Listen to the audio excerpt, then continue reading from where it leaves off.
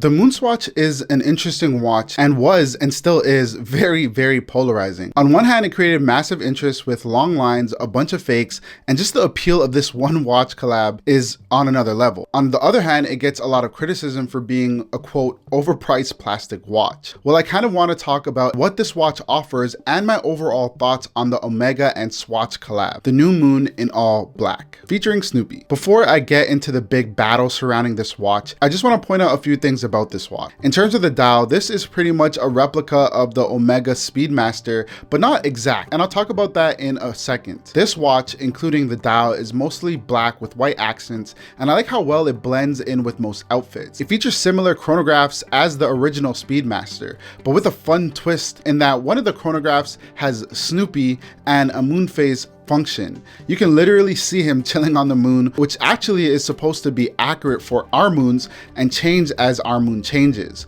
It's pretty cool. This is a bit of an homage to history, with Snoopy being associated with the space missions, and a nod to Omega's role in space exploration, which you can probably go through a rabbit hole about on its own. Besides that though, this watch comes in at 42 millimeters in diameter, which fits well on my large wrist. It has 20 millimeter lugs and overall wears really nicely on my wrist. One thing I like about it is it's not too heavy, and compared to other watches in my collection, this is the watch that I tend to wear when I want to be light that day. And if you're going straight up off looks, I think this watch looks really good and it's quite appealing. You can't say that it's an ugly watch, especially if you like the original Speedmaster. Or can you? This watch is made out of bioceramic, which is a fancy way of just saying plastic. So a lot of people think that that means it won't last more than a few years at best. I've had this watch for about a month, and to be honest, it has stayed in pretty great condition without a nick or a scratch, and I tend to hit my wrist a lot when I'm walking. I should probably get that checked out. Even with bioceramic materials,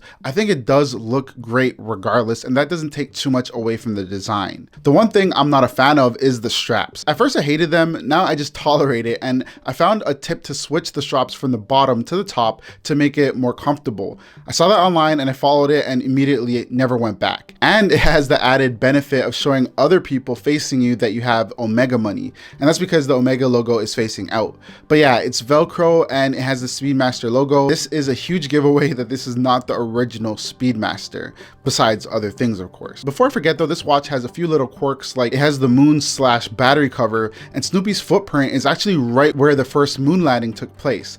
And if you have a UV light, it shows a hidden message.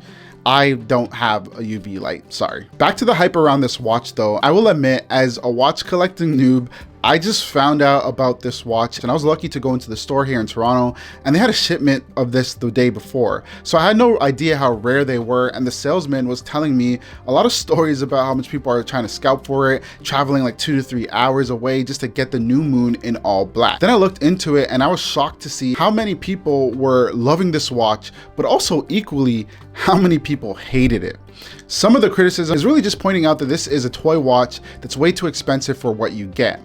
And this is where I stand. Who cares? I think if you're paying an amount like $5,000 to $2,000 for a watch, you're already not getting your money's worth. This is something to buy to get your foot into the door, and it helps the Swatch company funnel people into higher end watches.